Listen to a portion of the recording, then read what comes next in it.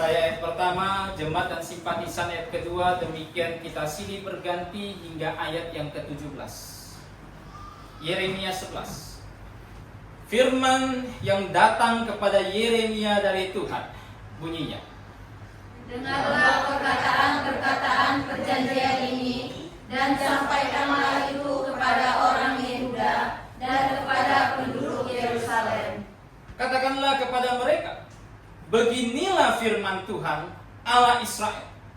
Terkutuklah orang yang tidak mendengarkan perkataan-perkataan perjanjian ini, yang telah kuperintahkan kepada nenek moyangmu pada waktu mereka kubawa keluar dari tanah Mesir, dari dapur peleburan besi, dengan berfirman, dengarkanlah suaraku dan lakukanlah segala apa yang kuperintahkan kepadamu, maka kamu akan menjadi umatku dan aku akan menjadi Allahmu. sehingga aku dapat menepati sumpah yang telah kuikrarkan kepada nenek moyangmu untuk memberikan kepada mereka tanah yang berlimpah-limpah susu dan madunya, seperti halnya pada waktu ini.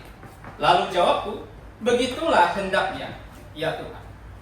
Berfirmanlah Tuhan kepadaku, serukanlah segala perkataan ini di kota-kota Yehuda dan di jalan-jalan Yerusalem, dengan mengatakan, dengarkanlah perkataan-perkataan perjanjian ini dan lakukanlah itu. Sebab aku sungguh-sungguh memperingatkan nenek moyangmu pada waktu aku menuntun mereka keluar dari tanah Mesir, sampai kepada waktu ini aku memperingatkan mereka terus-menerus. Dengarkanlah suaraku. Tetapi mereka tidak mau mendengarkan ataupun memperhatikannya, melainkan mereka masing-masing mengikuti kedegilan hatinya yang jahat. Maka aku telah mendatangkan ke atas mereka segala perkataan perjanjian ini yang telah kuperintahkan kepadamu, tetapi mereka tidak memegangnya. Berfirmanlah Tuhan kepadaku, telah terdapat persepakatan jahat di antara orang Yehuda dan penduduk Yerusalem. Mereka sudah jatuh kembali kepada kesalahan nenek moyang mereka yang dahulu telah menolak mendengarkan firman-Ku. Mereka mengikuti Allah lain dan beribadah kepadanya. Kaum Israel dan kaum Yehuda telah mengingkari perjanjian-Ku yang telah Kuikat dengan nenek moyang mereka. Sebab itu beginilah firman Tuhan, sesungguhnya aku mendatangkan ke atas mereka malapetaka yang tidak dapat mereka hindari. Dan apabila mereka berseru-seru kepadaku, maka aku tidak akan mendengarkan mereka. Dan biarpun kota-kota Yehuda dan penduduk Yerusalem pergi berseru-seru kepada para Allah yang mereka sembah dengan korban bakaran, tetapi Allah itu sama sekali tidak dapat menolong mereka pada waktu mereka ditimpa malapetaka. Sebab seperti banyaknya kotamu, demikian banyaknya para allahmu, hai Yehuda. Dan seperti banyaknya jalan di Yerusalem, demikianlah banyaknya mezbah yang kamu dirikan untuk membakar korban kepada Baal. Adapun engkau, janganlah engkau berdoa untuk bangsa ini, dan janganlah naikkan permohonan dan doa untuk mereka, sebab aku tidak akan mendengarkan pada waktu mereka berseru kepadaku karena malapetaka mereka. Apalagi urusan kekasihku di dalam rumahku. Bukankah ia sudah melaksanakan rancangan-rancangan yang jahat? Dapatkah nazar-nazar dan daging yang suci melewatkan malapetaka daripadamu, sehingga kemudian engkau dapat beria-ria? Pohon zaitun yang rimbun, elok dipandang mata, pernah Tuhan menamai engkau, tetapi dengan bunyi keributan yang hebat, Dia menyalakan api pada daun-daunnya, sehingga ranting-rantingnya terbakar. Tuhan semesta alam, yang telah membuat engkau tumbuh, telah menentukan malapetaka atasmu karena kejahatan yang dilakukan oleh kaum Israel dan kaum Yehuda, untuk menimbulkan sakit hatiku dengan membakar korban kepada Baal. Mari kita berdoa. Bapa di dalam kerajaan sorga, kami mengucap syukur atas kasih setiamu. Engkau telah memelihara firman-Mu, sehingga firman-Mu masih dapat dibaca oleh orang-orang kudus-Mu di sepanjang zaman. Dan hari ini kami telah membaca Yeremia 11. Dan kami bukan hanya sebatas ingin membacanya saja, tetapi kami mau mempelajarinya. Bapa di sorga, kiranya Engkau berikan kepada kami hikmat, agar kami dapat mempelajari firman-Mu dengan baik, agar kami dapat mengerti, agar kami dapat semakin dewasa di dalam Tuhan kami Yesus Kristus ketika kami memahami firman. Bapa di sorga, berkati juga hamba-Mu yang saat ini akan menyampaikan firman. Kiranya Engkau berikan hikmat, agar apa yang hamba-Mu sampaikan adalah kebenaran dan bukan kesesatan. Terima kasih Bapa. Hanya di dalam nama Tuhan kami Yesus Kristus kami sudah berdoa dan mengucap syukur. Amin. Tentu selama kita hidup sampai detik ini, banyak dari kita mungkin pernah mengadakan sebuah persepakatan, sebuah perjanjian, entah dengan siapapun itu, entah dengan orang yang sudah lahir baru kan, atau mungkin dengan orang yang belum lahir baru. Dari sekian banyak perjanjian yang kita buat, belum tentu semuanya berjalan dengan baik. Mungkin ada 1-2 persepakatan yang kita buat dengan siapa begitu, yang akhirnya dia langgar. Dan ketika perjanjian dilanggar, tentu ini menimbulkan rasa sakit hati kepada orang yang membuat perjanjian, kan begitu. Mungkin ini menimbulkan rasa sedih kepada kita yang membuat perjanjian dengannya. Mungkin beberapa perjanjian yang kita buat bermaksud baik terhadap dia. Mungkin kita ingin memotivasi dia, kita janjikan dia sesuatu, kita ingin dia menjadi lebih baik, tetapi ternyata dia melanggar perjanjian tersebut. Bisa jadi itu membuat hati kita menjadi sangat sedih, begitu kan? Tidak terluput dengan Tuhan. Di dalam Alkitab, Tuhan banyak sekali mengadakan perjanjian dengan umatnya, terutama bangsa Israel. Ada berbagai perjanjian yang Tuhan berikan kepada mereka. Mulai dari perjanjian yang tidak bersyarat, Tuhan berikan kepada bapak leluhur mereka Abraham. Tetapi Tuhan juga mengadakan sebuah perjanjian dengan mereka, sebuah perjanjian yang bersyarat. Perjanjian yang tidak bersyarat, oke, tidak masalah. Israel mau memberontak sekalipun di hadapan Tuhan, Tuhan tetap akan menepati janji. Perjanjian tak bersyarat itu Tuhan janjikan kepada Abraham. Dia janjikan akan ada keturunan yang banyak. Dia janjikan mereka akan memiliki tanah. Dia janjikan bahwa dari keturunannya semua bangsa di muka bumi akan mendapatkan berkat. Itu janji yang tak bersyarat. Apapun yang dilakukan Israel, keputusan yang mereka buat, entah mau menentang Tuhankah, entah mau menolak Tuhankah, entah mau hidup patuh pada Tuhankah, Tuhan tetap akan menepati janji. Itu perjanjian tak bersyarat. Tapi Tuhan juga mengadakan sebuah perjanjian bersyarat. Dan dalam Yeremia 11, Tuhan mengungkapkan perjanjian bersyarat tersebut, yang akhirnya Israel langgar. Mereka memilih untuk tidak mau mematuhi Tuhan. Dan karena tindakan tersebut, akhirnya Tuhan berkata, mereka tak akan lepas dari hukuman. Nah, hari ini kita mau mempelajari satu tema penting ini. Saya beri judul khotbah saya, perjanjian yang dilanggar. Perjanjian yang dilanggar. Hal pertama yang ingin saya ajak kita pelajari, apa yang Allah tubuhkan kepada bangsa ini? Apa yang Allah dakwah terhadap bangsa ini? Apa? Kita lihat dalam Yeremia 11. Kita lihat di ayat ke-4. Dari 3. Katakanlah kepada mereka, beginilah firman Tuhan Allah Israel. Terkutuklah orang yang tidak mendengarkan perkataan-perkataan perjanjian ini, yang telah kuperintahkan kepada nenek moyangmu pada waktu mereka kubawa keluar dari tanah Mesir, dari dapur peleburan besi, dengan berfirman, dengarkanlah suara dan lakukanlah segala apa yang kuperintahkan kepadamu, maka kamu akan menjadi umatku dan aku akan menjadi Allah.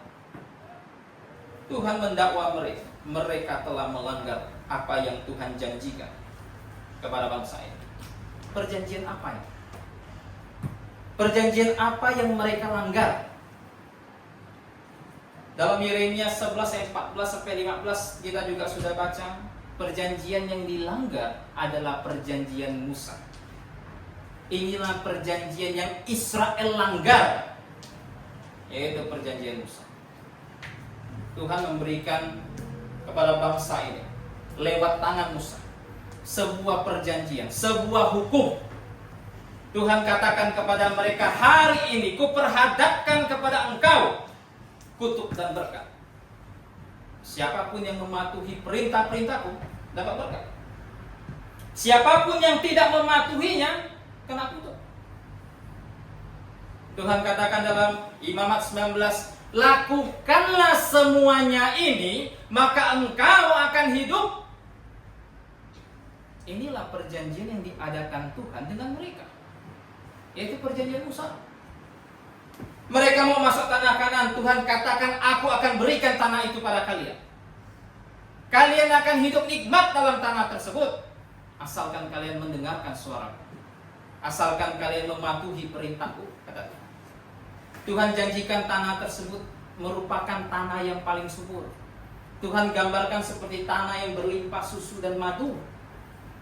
Tuhan janjikan kepada mereka, ketika engkau mematuhi perintahku, engkau menanam tanaman, aku yang siram. Karena Tuhan mengirimkan hujan awal dan hujan akhir.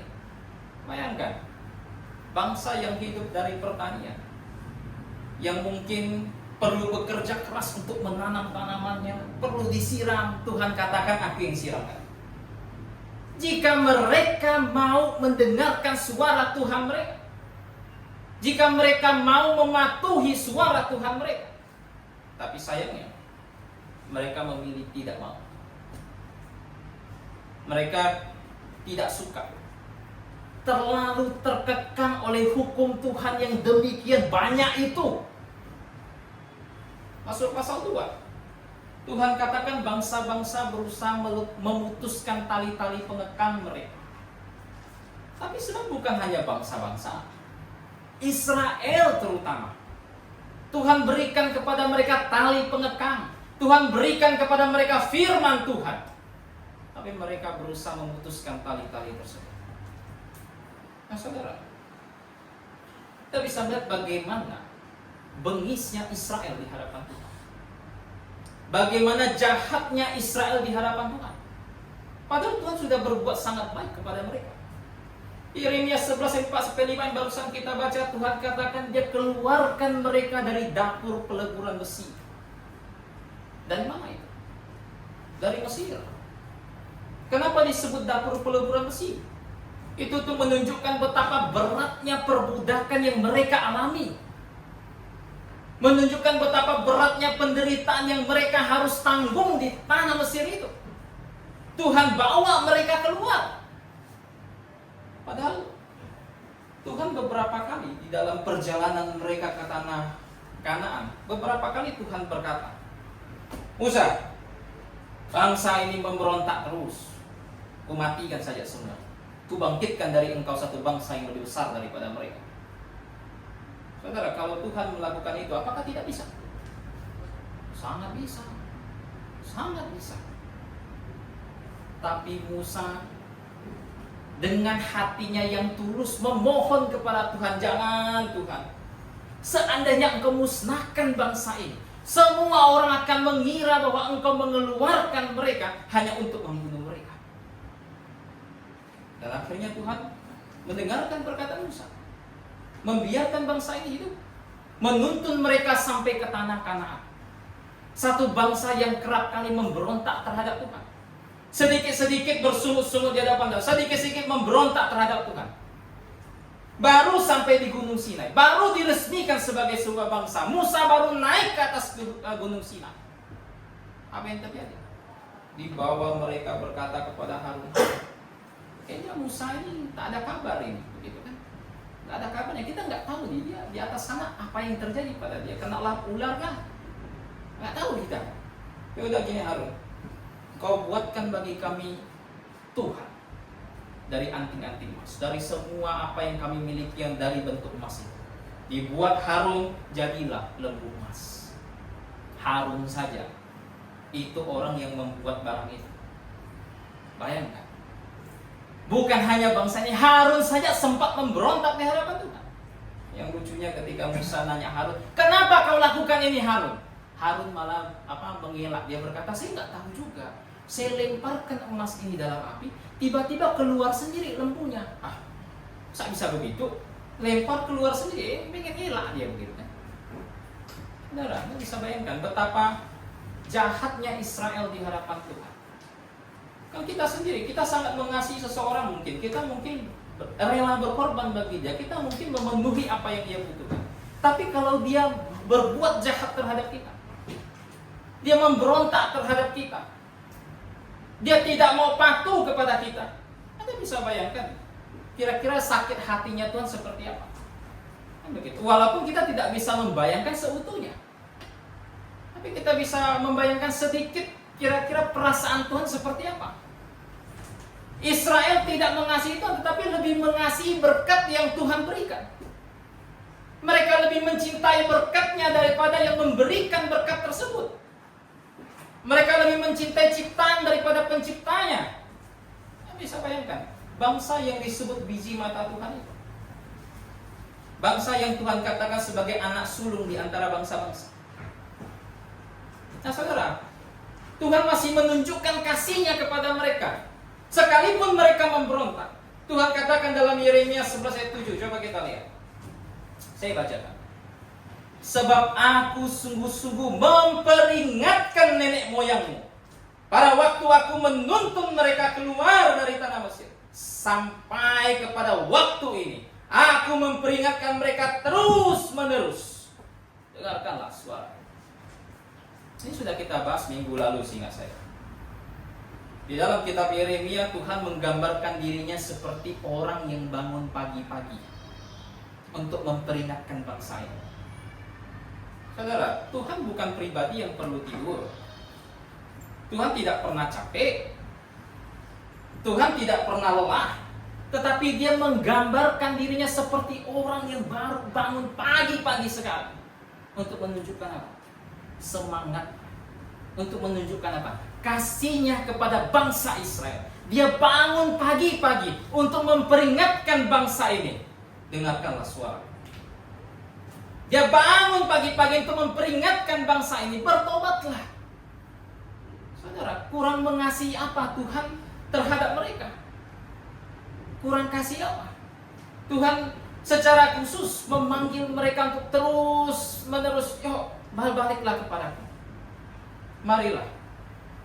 Saudara, dalam Yeremia pasal-pasal sebelumnya, Tuhan berkata begini. Siapa yang menceraikan sesamanya? Kemudian wanita itu menikah dengan orang lain. Kemudian suami wanita itu meninggal. Apakah wanita itu bisa kembali kepada suaminya yang pertama? Menurut hukum Taurat bisa tidak? Tidak bisa. Menurut hukum Taurat tidak bisa. Hukum Taurat mengatur, misalnya saya menikah, kemudian saya menceraikan istri saya, kemudian istri saya menikah dengan orang lain, kemudian orang tersebut yang dia nikahi meninggal, kemudian dia ingin kembali lagi kepada saya, nggak boleh. Tetapi Tuhan katakan, aku berkenan. Saudara, Israel berzina di hadapan Tuhan. Israel mengganti Allahnya. Tuhan katakan dalam kitab Yeremia, mereka menukar Allah mereka. Tuhan katakan kepada Yeremia, suruh bangsa ini pergi ke tanah Arab. Adakah di antara mereka yang menukar Allah mereka? Saudara, yang nyembah berhala saja setia sama Allahnya, kan begitu. Tapi Tuhan katakan Israel menukar Allah. Mereka berzina. Yeremia katakan Tuhan itu seperti sang suami, Israel istri. Israel berzina, diceraikan. Mereka menikah dengan bangsa lain, dengan ilah lain. Kemudian mereka ingin berbalik kepada Tuhan. Seharusnya menurut hukum Taurat bisa tidak? Gak bisa. Tetapi Tuhan katakan bisa. Kenapa? Ini kasih daripada Tuhan kepada bangsa ini. Kurang besar apa kasih Tuhan kepada mereka? Saya rasa sangat besar. Kurang besar apa? Tapi mereka tetap tidak mau sekalipun Tuhan panggil mereka. Ini kan kurang ajarnya begitu kan. Maka sampai zaman Yesus Tuhan berkata, aku rindu mengumpulkan kalian di bawah saya. Tapi kalian tidak mau. Saudara, kasih Tuhan yang sebesar itu pun Dia berikan kepada semua orang tanpa terkecuali. Saudara, semua orang berdosa di hadapan Tuhan, semuanya adalah orang-orang yang harus binasa dalam neraka. Dosa apapun yang kita perbuat, entah itu mencuri kah, entah itu berbohong kah, entah itu berzina kah, entah itu nyembah berhala kah, semuanya harus binasa. Mungkin ada yang berkata, saya nggak nyembah berhala kok. Saya menyembah Tuhan yang sama dengan yang kau sembah, cuma caranya beda. Ini kan kepercayaan konyol banyak orang. Semua orang menyembah Allah yang sama, cuma caranya beda. Tuhan katakan dalam Alkitab, semua persembahan yang diberikan atas nama Tuhan sekalipun, tetapi dengan cara yang Tuhan tidak berkenan, mereka sebenarnya bukan menyembah Tuhan, mereka menyembah iblis. Tuhan katakan dengan tegas. Saudara, dosa manusia di muka bumi sedemikian banyaknya di hadapan Tuhan. Tapi apakah Tuhan tidak mengasihi mereka? Kalau Tuhan mau menghukum mereka, boleh-boleh saja. Itu keadilan Tuhan. Tuhan tidak wajib mengasihi mereka. Itu namanya mengasihi. Dia tidak wajib melakukan itu. Tapi keadilan menuntut kewajiban Dia untuk menghukum bangsa-bangsa, menghukum orang berdosa. Tetapi karena kasih-Nya, Ia mengutus Yesus Kristus datang ke dalam dunia, mati di atas kayu salib, menanggung dosa seisi dunia tanpa terkecuali. Dia mati bagi semua orang, personal per personal, tiap orang Dia mati baginya. Itu kasih Tuhan kepada mereka. Dan siapapun yang menolak kasih tersebut, siapapun yang enggan bertobat dan percaya kepada Kristus, saudara, dia tidak beda jauh dengan Israel. Tidak beda jauh. Dia tidak beda jauh dengan bangsa yang dihukum Tuhan beberapa ribu tahun yang lalu. Tuhan campakkan mereka ke tanah Babel. Sebagian dari mereka binasa di dalam neraka. Tidak beda jauh dengan mereka. Saudara, Tuhan sangat mengasihi kita. Semua orang tahu, semua gereja bisa berkata, oh Yesus mengasihi saya. Tetapi tidak semua orang mau menyambut kasih tersebut. Tidak semua orang mau sungguh-sungguh bertobat dan percaya kepada Kristus. Sebagian malah diajarkan oleh orang-orang bodoh di gereja, mengajarkan kepada mereka, mau selamat percaya Yesus saja, tak perlu tobat. Kan repot. Berita pertobatan tak pernah diumumkan, yang penting percaya saja. Saudara, Charles Spurgeon pernah ngomong, orang yang percaya tapi tak bertobat binasa dalam neraka. Orang yang bertobat tapi tak percaya, apalagi pasti binasa. Tuhan sendiri katakan dalam Lukas 13 ayat 3 dan 5, jika engkau tidak bertobat, engkau akan binasa dengan cara yang demikian. Tuhan sendiri katakan dalam Lukas 17 ayat 5, pengampunan menuntut pertobatan. Itulah sebabnya Tuhan mengundang Israel untuk bertobat, berbalik kembali kepadaku. Saudara, gereja kadang agak aneh, hanya percaya, tobatnya nggak diberitakan. Jadi bagaimana bisa mereka tidak binasa? Tuhan katakan mereka akan binasa dengan cara demikian. Saudara, apa itu tobat? Mereka sering saya kumandangkan di mimbar. Apa itu tobat? Tobat itu kalau diterjemahkan secara literal dari bahasa Yunani, itu berarti perubahan pola pikir. Ini ada kata metanoia. Noia itu otak, pikiran. Begitu. Meta itu berbalik. Jadi perubahan pada pola pikir. Pola pikir apa yang berubah? Pola pikirnya terhadap makanan kesukaannya kan? Oh enggak lah, begitu. Pola pikirnya terhadap rokok kan? Oke, kalau begitu mas semua orang Buddha yang tidak merokok lagi itu semua udah tobat begitu kan? Masuk surga semua itu berarti. Pola pikir apa yang berubah? Pola pikir mereka terhadap Tuhan. Ini yang pertama. Mereka harus mengakui sesembahan mereka yang sebelumnya itu berhala. Mereka harus mengakui sesembahan mereka sebelumnya itu ilah palsu. Dan sekarang mereka telah mengenal Tuhan yang benar. 1 Tesalonika 1 ayat 9. Apa yang terjadi pada jemaat Tesalonika? Mereka berbalik dari ilah-ilah mereka, menyembah Allah yang hidup dan melayani Allah yang hidup. Itu tobat. Bukan hanya itu, mengakui pengajaran sebelumnya sebagai pengajaran palsu, mengakui segala doktrin sebelumnya sebagai doktrin yang salah, juga dituntut dalam pertobatan. Diajarkan dalam kitab Yeremia dengan lengkap. Harus diakui di hadapan Tuhan dan berbalik mengarah kepada doktrin yang benar. Ini tobat. Perubahan pola pikir terhadap dosa. Sebelumnya mungkin tidak pernah berpikir, oh dosa bisa mengakibatkan saya ke neraka. Sebelumnya mungkin berpesta pora di dalam dosa. Sekarang harus akui di hadapan Tuhan, apa yang saya perbuat itu dosa. Saya mesti berbalik. Saya mesti membenci dosa tersebut dan saya berjalan ke Allah yang Maha Kudus. Itu tobat. Dan tidak hanya tobat, tetapi mesti percaya kepada Yesus Kristus. Percaya apanya? Percaya bahwa Dia Tuhan. Ini yang paling mendasar. Dan percaya pekerjaannya. Roma pasal 10. Akui Dia Tuhan dan akui pekerjaannya. Maka orang tersebut diselamatkan. Maka orang tersebut menyambut kasih Tuhan. Begitu.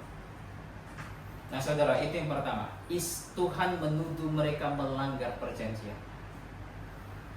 Kalau yang kedua, ini waktu ini mesti cepat sedikit saya. Bagaimana Yeremia menggambarkan ketidaktaatan Israel di hadapan Allah. Cukup panjang ya. Coba kita lihat. Kita mungkin lihat dari Yeremia pasal 11 ayat ke-8 dulu terlebih dahulu. Tetapi mereka tidak mau mendengarkan ataupun memperhatikannya, melainkan mereka masing-masing mengikuti kedegilan hatinya yang jahat. Maka aku telah mendatangkan ke atas mereka segala perkataan perjanjian ini yang telah kuperintahkan dipegang, tetapi mereka tidak memegang. Inilah cara Tuhan menggambarkan ketidaktaatan Israel. Dalam Yeremia 11, Tuhan menekankan 4 kali. Tuhan ulang 4 kali ketidaktaatan Israel. Saudara, ketika Alkitab membuat sebuah pengulangan, itu artinya Tuhan sedang menekankan sesuatu. Tuhan sedang menekankan sebuah poin di sana. Poin yang perlu sangat diperhatikan. Tuhan ulang 4 kali, nggak hanya 2, nggak hanya 3, 4 kali. Israel tidak mau mematuhi Tuhan. Tuhan katakan mereka tidak mau mencondongkan telinganya. Mereka tidak mau memperhatikan firman Tuhan. Para nabi menyampaikan firman, mereka tidak mau mendengarkannya. 4 kali Yeremia katakan begitu. Yang mereka lakukan apa? Mereka memusatkan segala sesuatu pada hati mereka. Mereka berpikir bahwa hati mereka adalah penentu benar atau tidak saya ini. Saya sering dengar dulu ketika saya masih awal-awal melayani. Ada satu orang penginjil pernah ngomong sama saya, kalau hatimu tidak mendakwa kamu, maka lakukanlah. Itu benar di hadapan Tuhan. Tapi kalau hatimu menuduh kamu, jangan lakukan. Itu adalah teguran Tuhan untuk suruh kamu berhenti. Saudara, bukan hanya penginjil tersebut ngomong demikian, bahkan seluruh dunia pun berpikir demikian. Saya mau lakukan apa? Yang penting hati saya tidak nuduh saya. Yang penting hati saya tidak mempersalahkan saya. Saya boleh melakukan itu. Kemarin kan kita baru belajar kan, ada satu orang wanita pecinta sesama jenis, menganggap dirinya masih diterima oleh Tuhan. Kenapa? Karena hatinya. Dia berkata hatinya tidak tertutup. Dia justru merasakan Tuhan sangat mengasihi saya. Tuhan pasti menerima saya apa adanya. Tuhan pasti melihat motivasi saya. Saya tetap ke gereja katanya. Sekalipun saya pecinta sesama jenis. Saudara, jangankan penginjil tadi, semua dunia pun berpikir demikian. Tapi apakah hati tolak ukur? Apakah hati tolak ukur bagi saya untuk menentukan apa yang saya lakukan di hadapan Tuhan itu benar atau enggak? Apakah hati tolak ukurnya? Kalau hati tolak ukurnya, habislah.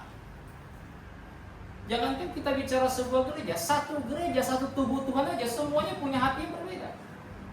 Nanti yang satu merasa yang benar seperti ini, hati saya berkata seperti ini. Yang satu bilang, enggak, hati saya berkata seperti ini. Ini yang terjadi di tanah Israel. Mereka semua mengikuti kedegilan hati masing-masing. Mereka berpikir hati mereka benar di hadapan Tuhan. Tapi apa yang Tuhan katakan dalam kitab Yeremia tentang hati? Coba kita lihat Yeremia 17 ayat 9. Apa yang Tuhan katakan tentang hati? Yeremia 17 ayat 9. Betapa liciknya hati, lebih licik daripada segala sesuatu. Hatinya sudah membatu, siapakah yang dapat mengetahui? Ini yang Tuhan katakan tentang hati. Bahkan kata betapa licik bisa diterjemahkan betapa penuh tipu hati itu. Saudara, hati manusia itu penuh dengan tipu. Kenapa? Karena hati kita telah ternodai oleh dosa. Amsal katakan ketika seseorang melakukan sesuatu, dia selalu menganggap apa yang dilakukan pasti benar. Yang gak ada kan orang bisa melakukan sesuatu kemudian baru mulai salah. Gak ada begitu. Pokoknya yang sudah dia kerjakan pasti dianggap benar. Orang yang nentang pendapatnya, kau salah, kau tak ngerti apa-apa. Tapi saudara, Tuhan katakan hati penuh tipu. Hati ternodai oleh dosa. Segala bentuk kejahatan muncul dari dalam hati. Maka Tuhan mau agar semua orang-orang kudus, bahkan bangsa Israel, jangan menjadikan hati sebagai patokan, tapi jadikan firman Tuhan sebagai patokan. Firman Tuhanlah yang menguji hati. Tidak peduli hati kita berkata sesuatu benar apa tidak, lihat kepada firman Tuhan. Hati bukan otoritas satu-satunya. Yang otoritas satu-satunya adalah firman Tuhan. Tapi Israel justru berpikir selama hatinya baik di hadapan Tuhan, mereka ikut. Akhirnya mereka terjebak mengikuti kedegilan hati sendiri. Maka kemarin kita baru belajar kan, mereka berpikir bahwa mereka takkan dihukum Tuhan. Kenapa? Karena ada bait Tuhan bersama dengan mereka. Selama ada bait Tuhan di sini, kami takkan dihukum, kami takkan dibuang. Omong kosong Yeremia itu berkata kita harus tunduk pada Babel. Kenapa? Hati mereka. Mereka berpikir mereka tidak akan dihukum gara-gara bait Tuhan di tengah mereka. Mari kita belajar. Tuhan ingatkan mereka kepada Silo yang sudah Tuhan hancurkan, tempat di mana tabut perjanjian pernah ada. Saudara, ini terjadi pada Israel. Sehingga di hadapan Tuhan, sekalipun mereka merasa diri mereka benar, Tuhan melihat mereka tidak taat, sama sekali tidak taat. Dan Tuhan katakan dalam Yeremia 11 ayat 8, itulah penyebab mereka dihukum. Israel ini suka ngaco begitu. Sampai hari ini Israel selalu berdoa di satu tembok, kemudian berkata, kenapa semua ini terjadi pada kami? Kenapa ini semua menimpa kami? Saudara, lupa mereka. Mereka lupa kenapa semua ini menimpa mereka. Yeremia 11 ayat 8 katakan ini semua menimpa mereka oleh karena ketidaktaatan mereka di hadapan Tuhan. Saudara, hal ini pun benar di zaman gereja. Hal ini pun benar di zaman gereja. Tuhan bukan tidak memberikan hukum kepada orang gereja. Banyak orang agak salah paham dengan yang disebut dengan masa anugerah. Banyak orang salah paham berpikir, oh kalau masa anugerah kita tidak di bawah hukum. Kita tidak ada yang mengikat kita. Pokoknya apa yang saya perbuat bebas saja. Tuhan akan mengampuni saya. Dosa yang saya perbuat Tuhan akan ampuni. Allah itu macam kakek begitu. Kita cucunya. Cucu buat salah sedikit kan, udahlah begitu. Mau nggak mau, coba perhatikan, kakek mesti lebih sayang cucu gitu. Coba bandingkan dengan diri Anda, dengan bapak Anda begitu kan. Belum tentu sesayang itu dengan cucu gitu kan. Begitu. Mereka menganggap Allah itu seperti kakek saya cucunya, saya buat salah, ya udah Tuhan ampuni begitu. Ini kesalahpahaman terhadap hukum anugerah. Hukum anugerah tidak membebaskan kita dari semua bentuk hukum Tuhan. Tuhan memberikan hukum kepada kita. Itulah sebabnya Paulus berkata, ketika berhadapan dengan orang Yahudi, aku seperti orang Yahudi. Ketika berhadapan dengan orang Yunani, aku seperti orang Yunani. Tetapi hukum Kristus ada di atas kepala. Makanya ketika Paulus menginjili orang Yunani pesta pura minum mabuk, Paulus katakan, aku seperti orang ini. Wah, di pesta pura juga minum mabuk. Enggak, gitu. Ada hukum yang membatasi Paulus. Hukum Kristus. Ada hukum yang diberikan Tuhan kepada jemaatnya. Dan itu adalah hukum yang memerdekakan. Saudara, di hadapan Tuhan hukum tersebut tetap ada bagi kita. Siapapun yang tidak mau taat kepada Tuhan, Tuhan akan janjikan hukuman kepada dia. Makanya perintah ketaatan itu tidak hanya berhenti di perjanjian lama, tapi terus berlanjut hingga perjanjian baru. Tuhan katakan apa? Barang siapa mengasihi aku, dia akan menuruti perintah-perintah. Ada perintah. Ini kesalahan banyak gereja super aneh gitu. Nah saudara, mereka berpikir mereka bisa bersepakat bersama untuk menentang Tuhan, tidak patuh sama Tuhan. Tuhan atur. Misalnya perempuan tidak bisa menjadi seorang pengkhotbah, berdiri di mimbar gereja menjadi gembala. Oh enggak seperti itu. Tuhan menerima kami semua. Tuhan pada zaman ini memberikan pelayanan tersebut tidak memandang gender lagi. Bagaimana dengan Paulus? Paulus itu nggak suka wanita ini. Dia kan nggak nikah kata mereka. Dia benci sama wanita ini. Makanya dia bilang wanita tak boleh ngajar. Gitu. Saudara, itu bentuk ketidakpatuhan. Mereka berpikir berkumpul bersama. Kemudian, kamu berpikir sama kan dengan saya, perempuan boleh kan? Kamu boleh kan? Ya udah kita boleh begitu. Kita boleh, kita mimpin gereja. Begitu. Mereka berpikir ketika berkumpul bersama bersepakat begitu, mereka bisa menentang Tuhan. Saudara, Yeremia di dalam Yeremia 11 ayat 9 sampai 10, coba kita baca. Yeremia 11 ayat 9 sampai 10. Dikatakan begini. Berfirmanlah Tuhan kepadaku, telah terdapat persepakatan jahat di antara orang Yehuda dan penduduk Yerusalem. Mereka sudah jatuh kembali kepada kesalahan nenek moyang mereka yang dahulu telah menolak mendengarkan firman-Ku. Mereka mengikuti Allah lain dan beribadah kepadanya. Kaum Israel dan kaum Yehuda telah mengingkari perjanjian-Ku yang telah Kuikatkan dengan nenek moyang mereka. Saudara, bahkan pada zaman mereka, bangsa ini bersepakat, persis seperti orang-orang zaman modern, bersepakat untuk nentang Tuhan. Padahal di zaman Yeremia bukan tidak ada orang bagus. Jefanya misalnya, Jefanya kan hidup sejaman. Jefanya itu hidup melayani di masa Yosia. Yeremia juga melayani di masa Yosia juga. Ada Jefanya di situ. Tapi bangsa ini nggak mau dengar. Ada Yosia yang mengadakan satu kebangkitan rohani di tanah Israel. Ada Yeremia bahkan di situ. Tapi mereka tetap enggak. Pokoknya yang dikatakan mereka itu omong kosong. Pikiran saya sejalan kok dengan imam. Sejalan kok dengan beberapa nabi palsu yang mereka sebut nabi, begitu. Enggak mungkin Yeremia benar. Enggak mungkin Jefanya benar. Enggak mungkin Yosia benar. Saudara, Tuhan berkata mereka bersepakat jahat di hadapan Tuhan. Suatu kejahatan di hadapan Tuhan, suatu kekejian di hadapan Tuhan. Begitu. Demikian pula di hadapan Tuhan segala bangsa pada zaman ini. Apakah bukan kekejian di hadapan Tuhan bagi mereka yang tidak mau taat? Saudara, berapa banyak firman Tuhan yang kita sampaikan di mimbar gereja ini yang menuntut satu ketaatan penuh, satu ketaatan tulus di hadapan Tuhan. Apakah jika kita berpikir kita nggak taat itu bukan kejahatan di hadapan Tuhan? Apakah itu bukan kekejian? Saudara, Tuhan memandang itu kekejian. Tuhan memandang itu kejahatan. Makanya Tuhan akan menghukum siapapun yang tidak mau taat kepada-Nya. Begitu. Itu hal yang kedua. Hal yang terakhir ini mungkin saya singkat saja karena waktu. Begitu. Hal terakhir. Apa yang Allah janjikan kepada mereka?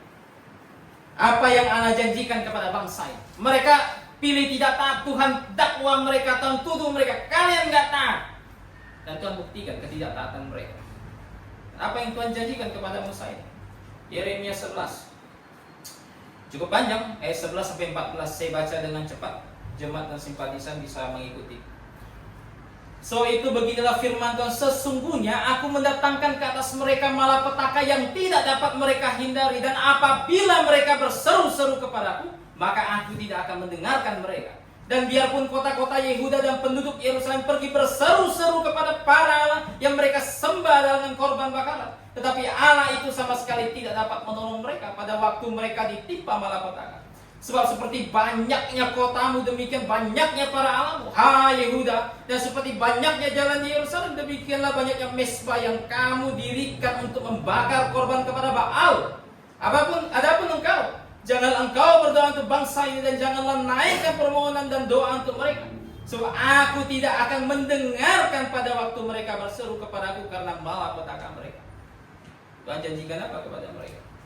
Tuhan janjikan sebuah hukuman kepada mereka. Saudara, hukuman tersebut hukuman yang tak bisa terhindarkan.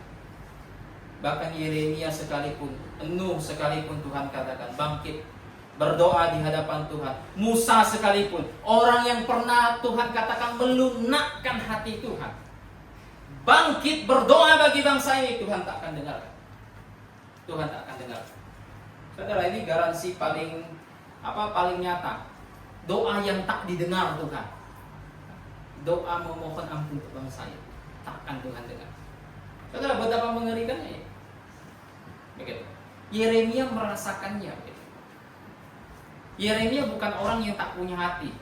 Oh, bangsa ini akan dihukum, Tuhan tak mau dengarkan doa saya, nggak apa-apa, begitu.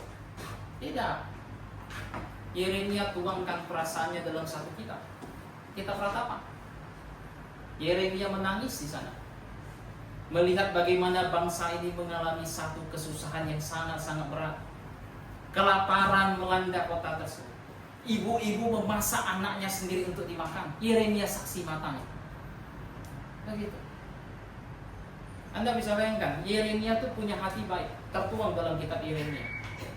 Dia sangat ingin bangsa ini tidak dihukum Tuhan. Tuhan bukan suka juga hukum bangsa ini, tidak. Begitu. Kalau misalnya ditanya, Tuhan itu suka apa? Suka hukum orang atau tidak, kan begitu? Jawabannya tidak, begitu. Tuhan katakan dalam kitab Yeskiel, aku lebih senang orang fasik itu bertobat, berbalik kepadaku daripada mati dalam kefasikannya. Tuhan bukan senang menghukum orang, tetapi karena orang tersebut terus menolak Tuhan, ya Tuhan atas keadilannya dia hukum orang tersebut. Berbicara senang kan ya enggak, masa Tuhan ketika hukum orang dia tertawa, hahaha, enggak begitu. Enggak seperti penjahat, enggak seperti mafia, dia enggak begitu. Saudara, tetapi semua itu terjadi oleh karena Israel menolak firman Tuhan. Apa yang Tuhan katakan dalam Amsal pasal 1? Tuhan katakan hikmat berseru-seru di pintu gerbang, memanggil mereka yang tak berhikmat untuk datang, tetapi mereka menolak. Dan Tuhan katakan dalam Amsal apa? Nanti ketika mereka terkena malapetaka, mereka berseru kepada hikmat, hikmat tidak mendengarkan mereka. Siapapun yang menolak firman Tuhan, jangan harap Tuhan akan menolong mereka ketika mereka berseru kepada Tuhan. Hukuman tak terelakkan.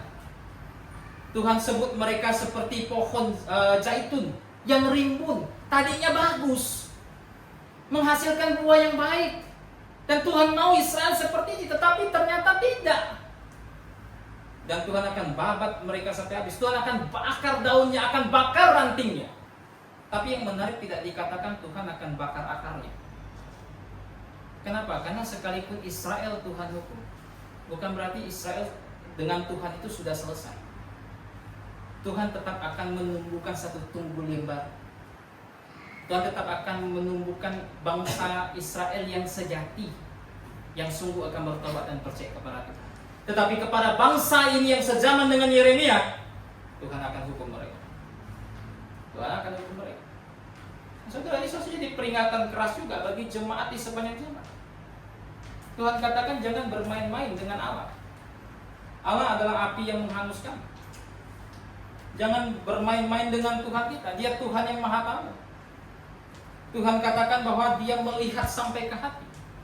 Mazmur katakan ketika aku melarikan diri ke ujung laut pun, Engkau ada di sana. Aku menyembunyikan tempat tidurku di Dunia orang mati pun, engkau juga ada di sana. Saudara, nggak ada yang bisa lari dari hadapan Tuhan. Jangan main-main di hadapan Tuhan. Tuhan katakan matanya mengawasi baik orang baik maupun orang jahat. Semua orang percaya mesti hidup dengan pandangan seperti ini, sehingga melatih diri untuk hidup kudus di hadapan Tuhan.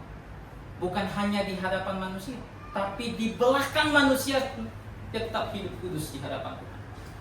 Inilah yang Tuhan mau. Jika tidak, Tuhan akan mendatangkan hukuman kepada mereka. Untuk orang kudus yang sudah lahir baru, mungkin Tuhan tidak akan campakkan kita ke neraka. Tetapi bukan berarti tak ada hukuman. 1 Korintus pasal 11, jemaat Korintus menderita hukuman. Tuhan katakan banyak sekali dari antara kalian yang menderita sakit, bahkan tidak sedikit yang mati. Saudara, jadi kita nggak bisa bermain-main di hadapan Tuhan. Pikirkan itu. Apapun yang Tuhan perintahkan, apapun yang Tuhan sampaikan, turuti. Tuhan lebih mencintai ketaatan dibandingkan segala korban kita. Ya, hari ini kita sudah belajar tentang pelanggaran janji.